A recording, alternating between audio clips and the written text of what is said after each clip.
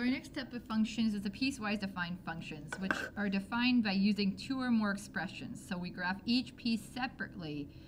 There should be a dot or a line that contains each member of the domain. So if we look at this example, we've got graph is negative 2x if x is greater than 1, and x plus 3 if x is less than or equal to 1.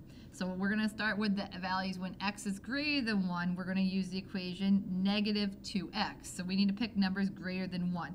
We always start with the number that's given as our boundary point. So 1 is going to be our starting point, and that's going to be an open circle because it doesn't say equal to, it just says greater than. And then picking numbers greater than 1, let's go 2, 3, 4, 5, 6. So negative 2 times 1 is negative 2, negative 2 times 2 is negative 4, negative 2 times 3 is negative 6, negative 2 times 4 is negative 8, and then we got negative 10 and negative 12.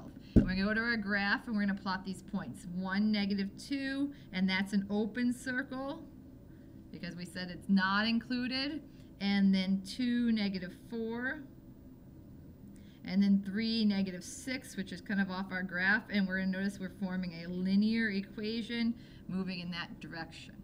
The next values are when x is less than or equal to 1. So again, we're going to start at 1, but this has or equal to, so it's a solid point, and then we're going to use numbers less than, so 0, negative 1, negative 2, negative 3, negative 4. And we're adding 3 to each value, so 1 plus 3 is 4, 0 plus 3 is 3, negative 1 plus 3 is 2, and then, sorry, that's 1, and then 0, and then negative 1. So 1, 4 is a solid point, 0, 3, negative 1, 2, negative 2, 1, negative 3, 0, and then negative 1, and you're going to see that line going this way. So depending on where you are, which x values you're inputting, the graph is going to change or be part of a different piece of the puzzle.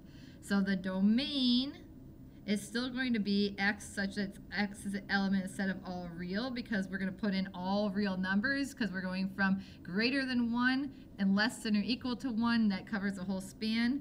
For the range, if we look at our graph, we have going down in both, so the highest the graph ever gets is to 4. So f of x is less than or equal to 4. And that's going to tell us that every value that we put in, no matter what we put in, is going to give us a number less than or equal to 4, since both these graphs are going down.